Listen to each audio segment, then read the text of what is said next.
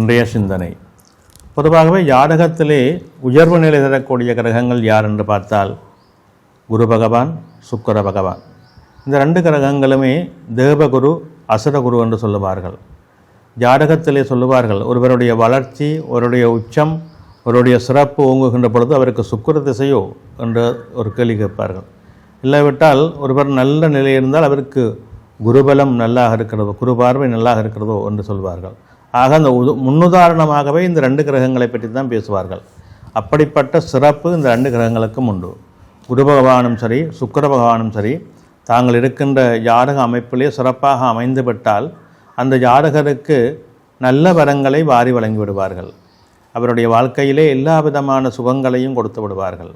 அதற்கு ஜாதக கட்டமைப்பிலே இந்த குருவும் சுக்கிரனும் அமைகின்ற இடங்களை பொறுத்திருக்கின்றது, அமைகின்ற தன்மைகளை பொறுத்திருக்கின்றது. அவருடைய ஆதிபத்தியம், அவர்களுடைய நிலை ஆட்சி பலமாக, உச்ச பலமாக இருக்க வேண்டும், நல்ல ஸ்தானங்களில் இருக்க வேண்டும், நல்ல ஸ்தான பலம் பெற்றிருக்க வேண்டும்.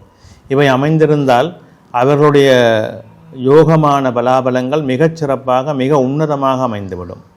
பொதுவாக இயல்பாகவே இது ஒரு ஜாதகத்திலே ஒரு நல்ல ஒரு வரையறையாக போற்றப்படுகின்றது. எங்களுடைய லக்னம் எதுவாக இருந்தாலும் அந்த லக்னத்துக்கு 2ஆம், 5ஆம், 9ஆம், 11ஆம் ஆதிபத்தியங்களோடு அல்லது 7ஆம், 10ஆம், 4ஆம் ஆதிபத்தியங்கள் பெற்று ஆட்சி உச்ச நிலை பெற்று இந்த குருவோ சுக்கிரனோ அமைந்துவிட்டால் அவர்களுக்கு மிக யோகமான பலாபலங்களை கொடுத்து விடுவார்கள். அதே போன்று தகுந்த வயதிலே அந்த சுக்கிர திசை அமைந்துவிட்டால் அவர்களுக்கு அந்த சுக்கிர திசையிலே ஏகப்பட்ட சுகபோகங்களை கொடுத்து விடுவார் சுக்கிர பகவான். குரு பகவானும் நல்ல நிலையிலே அமைந்து அவருடைய திசையும் தகுந்த காலத்திலே அமைந்துவிட்டால் அவருக்கும் அப்படித்தான் நிறைந்த வாழ்வியலை கொடுத்து விடுவார். இது ஜாதகத்தினுடைய சிறப்பு நிலைகளாக போற்றப்படுகின்றது. ஒருவருடைய ஜாதகத்திலே குருவும் சுக்கிரனும் பெறுகின்ற பலம் மிக உன்னதமானது, போற்றுதற்கரியது.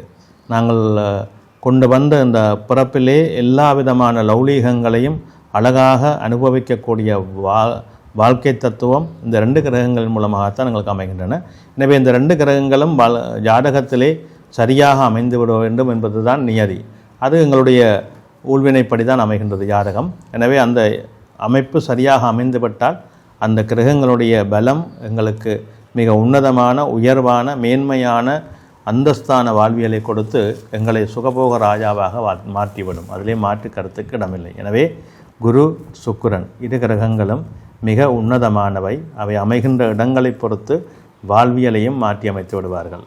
நன்றி.